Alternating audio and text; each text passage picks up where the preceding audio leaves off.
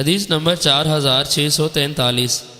حضرت یحییٰ بن حسین فرماتے ہیں میں نے اپنے دادا کو بیان کرتے ہوئے سنا، وہ فرماتے ہیں میں نے رسول اکرم صلی اللہ علیہ وسلم سے سنا، آپ حجۃ الوداع کا خطبہ دیتے ہوئے ارشاد فرما رہے تھے، اگر تم پر کوئی غلام بھی حاکم مقرر کر دیا جائے اور وہ کتاب اللہ کے مطابق تمہاری قیادت کرے تو اس کی بات سنو اور اس کی اطاعت کرو۔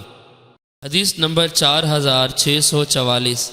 ایک اور سند کے ساتھ یہ حدیث منقول ہے، اس میں حبشی غلام کا ذکر ہے۔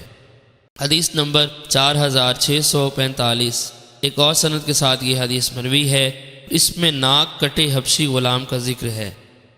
حدیث نمبر 4646۔ ایک اور سند کے ساتھ یہ حدیث روایت کی گئی ہے، اس میں ناک کٹے حبشی غلام کا ذکر نہیں، البتہ یہ اضافہ ہے کہ میں نے رسول اکرم صلی اللہ علیہ وسلم سے منی یا عرفات میں سنا۔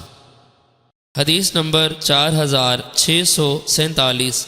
حضرت ام حسین بیان کرتی ہیں کہ میں نے حجۃ الوداع کے موقع پر رسول اکرم صلی اللہ علیہ وسلم کے ہمراہ حج کیا۔ فرماتی ہیں رسول اکرم صلی اللہ علیہ وسلم نے بہت سی باتیں فرمائی، پھر میں نے سنا آپ نے فرمایا اگر تم پر کوئی ناک کٹا غلام حاکم مقرر کیا جائے، راوی کہتے ہیں میرے خیال میں آپ نے سیاح بھی فرمایا، جو کتاب اللہ کے مطابق تمہاری قیادت کرے تو تم اس کی بات سنو اور اس کی اطاعت کرو۔